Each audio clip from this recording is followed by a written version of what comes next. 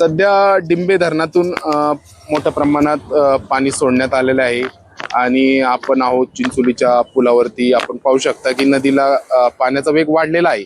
आपल्या सोबतही या ठिकाणी स्थानिक आपण त्यांना विचारू याबाबत माहिती. नमस्कार. नमस्कार. सध्या पश्चिम पट्ट्यामध्ये जोरदार पावसाचं प्रमाण आहे आणि आज सकाळी 7:30च्या दरम्यान काहीतरी 17,500 क्युसेक्सनी पाणी सोडण्यात आलेलं आहे आणि सर्व घोड नदी पात्राच्या आजूबाजूच्या गावांना सतर्कतेचा इशारा देण्यात आलेला आहे शासनाकडनं. आणि पाण्याचा प्रवाह अजून वाढण्याची शक्यता आहे, कारण पश्चिम पट्ट्यामध्ये पाण्याचं प्रमाण अजून वाढत आहे. पावसाचा जोर साधारणतः जोरदार पाऊस आहे त्या आदिवासी पश्चिम पट्ट्यामध्ये. तर किती क्युसेकनी धरणातून पाणी सोडण्यात आले? आता बातमी आपल्या हाती आलेली आहे, काहीतरी 17,500 क्युसेक्सने पाणी सोडण्यात आलेलं आहे. आता म्हणजे अजून पाणी वाढवण्याची शक्यता पाटबंधारा विभागाकडून समजते. या ठिकाणी साधारणतः पावसाचं प्रमाण काय आहे वरच्या भागात? आदिवासी पश्चिम पट्ट्यामध्ये पावसाचा जोर भरपूर आहे, त्यामुळे पाऊस जास्त असल्यामुळे आणखीन पाऊस पाण्याचा प्रवाह सोडण्याची शक्यता इरिगेशनकडनं सांगण्यात येत आहे. आजूबाजूची बरेच गावं आहे, नदीकाठची बरेच गावं आहे. तर तुम्ही त्या गावातील नागरिकांना काय सांगणार? मी आपल्याला मीडियाच्या माध्यमातून असं सांगू इच्छितो की आजूबाजूच्या ज्या नदीकाठची जी गावं आहेत त्यांनी कुठल्याही प्रकारचं पाण्यात जाऊ नये आणि कुठलाही धोका पत्करू नये. प्रशासनाला सहकार्य करावं, कारण पाण्याचा प्रवाह खूप असल्यामुळे पाण्यात वाहून जाण्याची दाट शक्यता होत आहे आपल्याला. त्यामुळे कुणीही नदीकाठच्या गावाच्या लोकांनी पाण्यात जाण्याचा प्रयत्न करू नये. नुकतंच पाटणजवळ एक व्यक्ती वाहून गेला आणि त्याचा काही कालावधीनंतर पाण्यात मृतदेह सापडला. ही घटना ताजीच आहे. तर तरी लोकांना तुम्ही काय सांगाल या बाबतीत? आता मी असं सांगू शकतो की शासन आपल्या परीने प्रयत्न करत असतं. जे साकिरी या ठिकाणी जो युवक वाहून गेला होता 22 तारखेला, त्याला शोधण्यामध्ये शासनाला खूप अडचणी येत होत्या, कारण मुसळधार पाऊस हा पश्चिम पट्ट्यात चालू असल्यामुळे NDRF टीम किंवा स्थानिक रेस्क्यू टीमा होत्या, त्यांना पावसाच्या प्रवाहामध्ये आणि पाण्याचा जो प्रवाह होता त्यामध्ये खूप अडचणी निर्माण झाल्या होत्या. त्या युवकाला शोधण्यात खूप अडचणी येत होत्या. म्हणून मी तुम्हाला नागरिकांना, नदीकाठच्या नागरिकांना असे आवाहन करतो की कुठल्याही प्रकारे नदीच्या काठी जी गावं आहेत त्यांनी कुठल्याही प्रकारे नदीच्या पाण्यात प्रवाहात जाऊ नये. 2 दिवस पाण्याचा प्रवाह जास्त असल्यामुळे नागरिकांनी नदीच्या काठी जाऊ नये असे आवाहन करतो. साधारणतः आता 1 वाजले आहे आणि 1 वाजले असले तरी आता पाऊस देखील थांबला आहे. परंतु पाणी देखील नदीचं काही थांबलेलं नाहीये. या ठिकाणी आपले स्थानिक मच्छीमार किंवा शेतकरी वर्ग मोठ्या प्रमाणात नदीच्या ठिकाणी वावरत असतं. तर त्यांना काय सांगाल तुम्ही?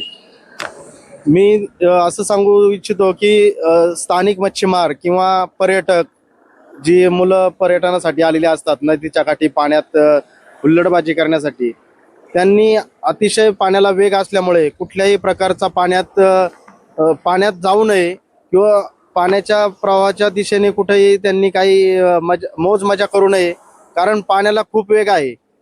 पाण्यात वाहून गेल्यानंतर शोध कार्यात खूप अडथळे येत आहेत. त्यामुळे शासनाला आणि प्रशासनाला सहकार्य करावं ही विनंती. काय गरज आहे का? मी आता एवढा सतर्कतेचा इशारा दिलेला आहे पाटबंधारा विभागाने, आणि आपण पाहू शकता का त्या ठिकाणी एक आजी आहे वयस्कर, त्या नदीकाठच्या पाण्यामध्ये उतरण्याचं आपल्याला दिसून येत आहे. पहा, म्हणजे प्रशासन एवढं सांगून देखील काही लोक ऐकती नाही. पाहू शकता आपण त्या ठिकाणी ती आजी पाण्यात उतरते.